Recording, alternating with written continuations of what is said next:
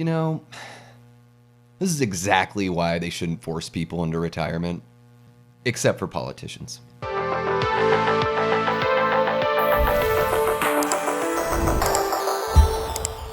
Welcome back to the channel, everyone. Davey Death Ray here, back with another Tales from the Crypt episode review. That's right, we're taking a look at the entire Tales from the Crypt series here on the channel. And you know what? This wouldn't be possible without our amazing channel member and Death Squad mod, Eli Cortez, who sent me the first 4 seasons on DVD and inspired this whole review series. So thank you so much, Eli. Really appreciate you and all of our Patreons and channel members as well. You guys are amazing. You fuel everything that goes on here. Thank you so much. This time around, we're taking a look at the season 1 finale, episode 6, Collection Completed. So let's get right into it.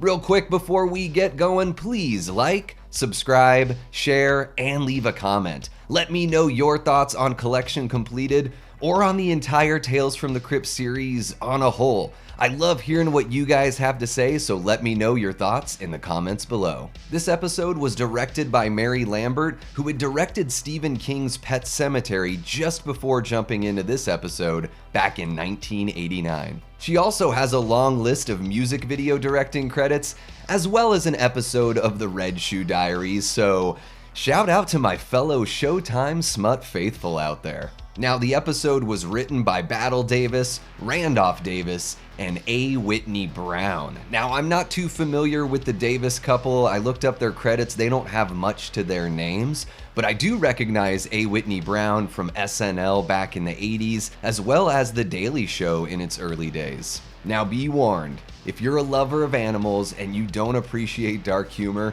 this might be an episode to skip because things get pretty sick pretty quick. The episode kicks off with Anita, played by Audra Lindley from Three's Company and The Ropers, who's a doting housewife about to welcome her husband home. Now, he was just forced into retirement after 60 years at his job, so he's finally gonna get to enjoy the rest of his days, and she's put together a big ol' retirement bash with an interesting guest list. You see, Anita is obsessed with animals. She is the quintessential animal lover, whether it's a bird, a dog, a cat, even a squirrel. She loves all creatures on God's green earth. But her husband, Jonas, played by M. Emmett Walsh, is not too enthused about this hobby. However, he has no idea how far this obsession has gone.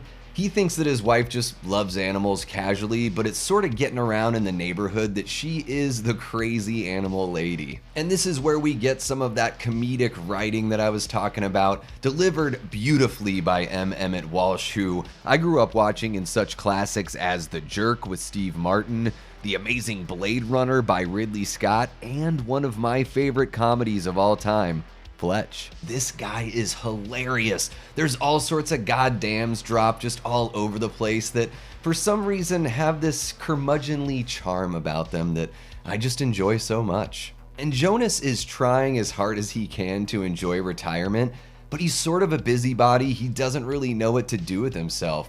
He wants to sleep in but can't sleep in. He wants to take care of the yard and do some landscaping work, but just ends up trimming back all of the bushes until they're nothing. This guy just wants to live his remaining chapters in peace. He didn't even want to leave work to begin with, and between being fed a catfish sandwich and finding out that the family dog is named after him, he discovers that maybe he does have a passion for a certain hobby that takes a dark turn very quick. They say that all men have their breaking point, and Jonas certainly found his because he starts snuffing out all of Anita's animal friends and building a menagerie of taxidermy that would make Jeffrey Dahmer blush. I mean, he's stuffing squirrels, cats, raccoons. He even turned the family dog Jonas into a remote control puppet with glowing eyes. I mean, this guy has lost it. And just as he's about to complete his collection by taking out Anita's beloved kitty cat Mew Mew, she bludgeons him over the head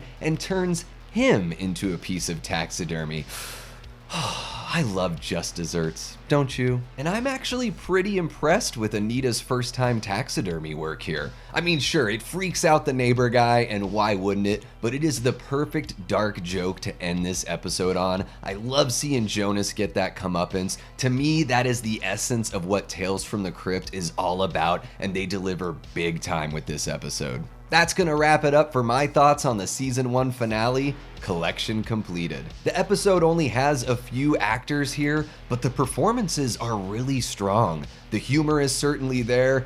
Obviously, there's that darkness that we've talked about through the entire review here, but I think it's a really nice balance and a great season finale. But what do you guys think? Let me know in the comments below and we'll get that conversation going. Thank you so much for checking out the video. Don't forget to like, subscribe, and share the vid with somebody who you think would enjoy this kind of content.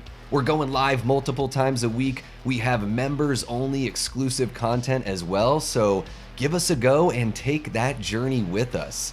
Until next time, I've been and will continue being Davey Deathray. Take care.